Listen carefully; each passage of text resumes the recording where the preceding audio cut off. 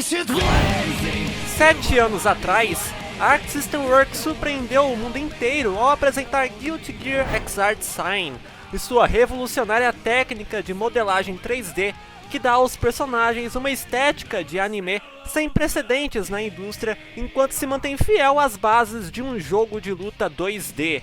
Agora, o maior carro-chefe da desenvolvedora está de volta sob a figura de Guilty Gear Strive. Can't you see I'm blazing? Still my heart is blazing. If the words kill me, I don't need a new world. My time is my world. Aqui, enxergamos uma Arc System Works refinada e atenta aos rumos que o gênero está tomando, especialmente sob o cenário de distanciamento social em decorrência da pandemia. Com visuais e trilha sonora de tirar o fôlego, gameplay intuitivo e o melhor modo online da atualidade, Guilty Gear Strive se apresenta não apenas como uma evolução natural da série, mas também como um passo ousado para destruir barreiras que há muito assombram os entusiastas. Antes de partir para os pontos altos de Strive, é importante deixar claro que todo o seu pacote é muito fraco em conteúdo offline.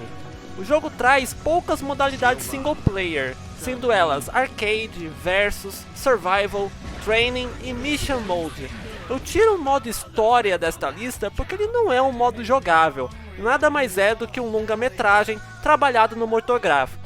Ele até garante algumas risadas e responde perguntas de longa data da história da franquia, mas a execução não é das melhores. Is that man somehow two different people? Não tem muito mistério na forma como os modos funcionam. O arcade traz, em média, 8 lutas para desbravar com um personagem à escolha. Dependendo do desempenho, o jogador pode entrar em rotas mais ou menos difíceis para enfrentar adversários diferentes e assistir interações exclusivas.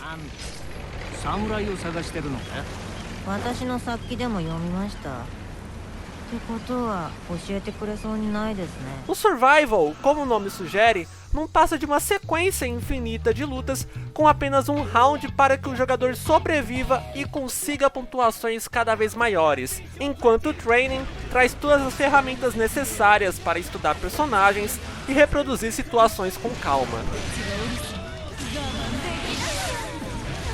Sem dúvidas, o destaque fica com Mission Mode, que funciona como o verdadeiro tutorial de Guilty Gear Strive. Em vez de jogar uma lista de combos para o jogador repetir a exaustão, o objetivo é guiar o iniciante pelos fundamentos dos jogos de luta e cumpre muito bem esse papel. Só é lamentável que a barreira do idioma ainda exista, visto que o jogo não tem suporte a legendas em português do Brasil. Por fim, não há qualquer recompensa interessante ao completar cada um dos modos, e isso deve desencorajar o público casual a se aprofundar em Guilty Gear Strive. O máximo que o jogador recebe é uma moeda que pode ser utilizada e uma espécie de gacha para destravar itens cosméticos para o avatar de lobby, por exemplo.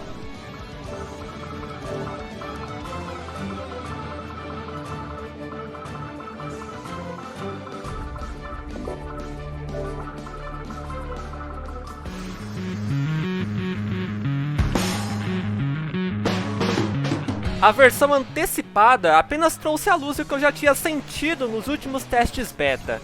Guilty Gear Strive é maravilhoso. A Arc Sys teve muito cuidado para tornar a jogabilidade intuitiva e responsiva, além de simplificar o arsenal dos personagens jogáveis. A lista de comandos é bastante direta e ilustrativa, então bastam poucas partidas para começar a entender o ritmo dos combos e a dinâmica do jogo. O sistema de Roman Cancel, que é uma mecânica universal, também está de volta e traz liberdade para que os jogadores criem combos e situações. A profundidade de gameplay mora exatamente nesta mecânica, que leva mais tempo para ser dominada.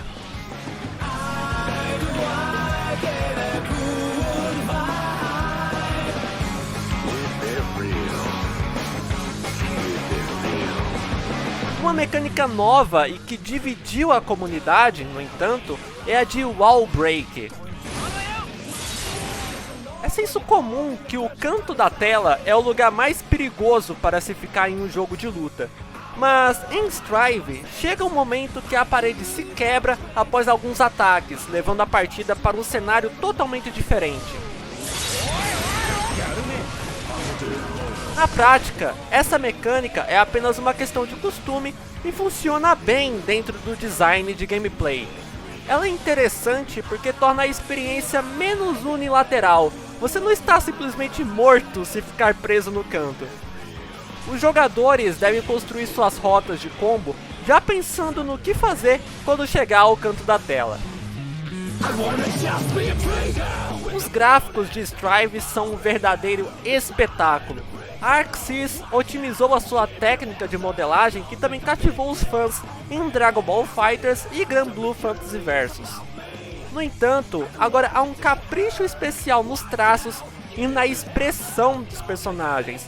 Isso fica muito evidente, por exemplo, nas animações de entrada, vitória e especiais. Os cenários também não ficam atrás, pois estão cheios de detalhes e de variedade.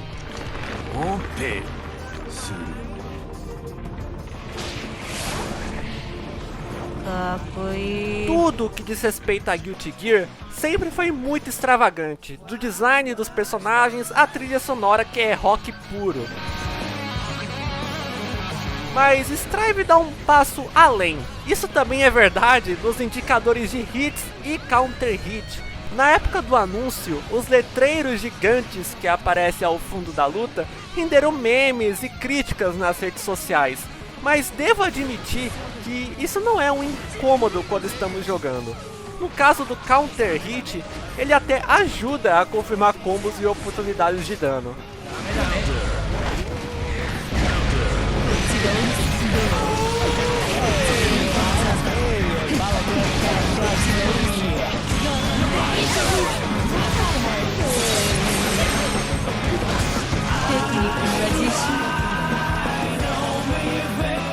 A maior parte dos jogos de luta espanta sua base de jogadores quando não oferece um modo online de qualidade. Um exemplo recente é Granblue Fantasy Versus, que, por melhor que seja, foi duramente afetado pela pandemia e não conseguiu manter sua comunidade ativa por muito tempo. O principal responsável foi o seu netcode de delay, que adiciona atraso nas respostas dos botões, dependendo da conexão entre os jogadores. Felizmente, a Arc System Works entendeu a necessidade de um online que tenha apelo internacional e implementou um netcode de rollback de altíssima qualidade em Guilty Gear Strive. O resultado é tão espantoso que permite que brasileiros joguem não apenas entre si, de norte a sul, leste a oeste, mas também com o resto da América do Sul, Estados Unidos e Europa. Nesta última semana, fiz centenas de partidas com o Ariel do Combo Infinito e a conexão apresentada foi de impressionantes 5 ms e 0 quadros de rollback. É como se estivéssemos um do lado do outro.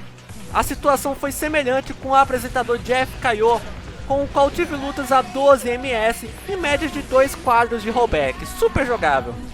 Para testar o potencial, também entrei no servidor da Europa e tive uma série de partidas a 249 ms e 6 quadros de rollback.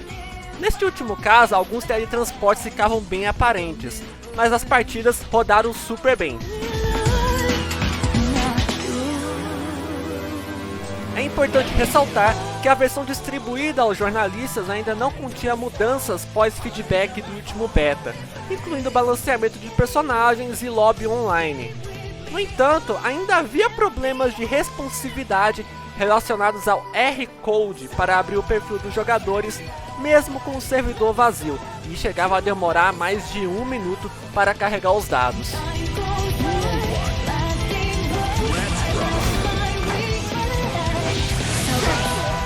Não restam dúvidas de que Guilty Gear Strive marca uma nova etapa dos jogos de luta.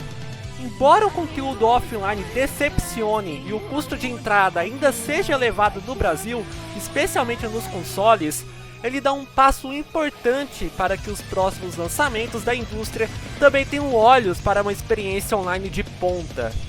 Em todo o resto, os fãs podem esperar uma legítima evolução técnica da franquia. Não é exagero dizer que Guilty Gear Strive é o jogo de luta mais bonito da atualidade, além de ser muito mais convidativo para novos jogadores do que seus antecessores. Os veteranos ainda podem se divertir com a versatilidade do sistema de Roman Cancel e com o lobby ranqueado separado por andares, que garante que apenas jogadores do nível semelhante se enfrentem. A desenvolvedora já anunciou o plano de lançar personagens via DLC, além de atualizações gratuitas com melhorias e modos inéditos, incluindo um que permite assistir e fazer upload de combos dentro do próprio jogo. Agora, fica a expectativa para acompanhar como o game será aceito pela comunidade. E este foi o review de Guilty Gear Strive para marcar a estreia do canal do The Squad aqui no YouTube. Vocês estão ansiosos pelo jogo? Já jogaram nos betas? Como foi a experiência de vocês? Digam nos comentários o que vocês acharam e não se esqueçam de deixar aquele like, de se inscrever no canal e clicar no sininho para receber todas as notificações. Eu sou o Bruno Magalhães e vejo vocês muito em breve.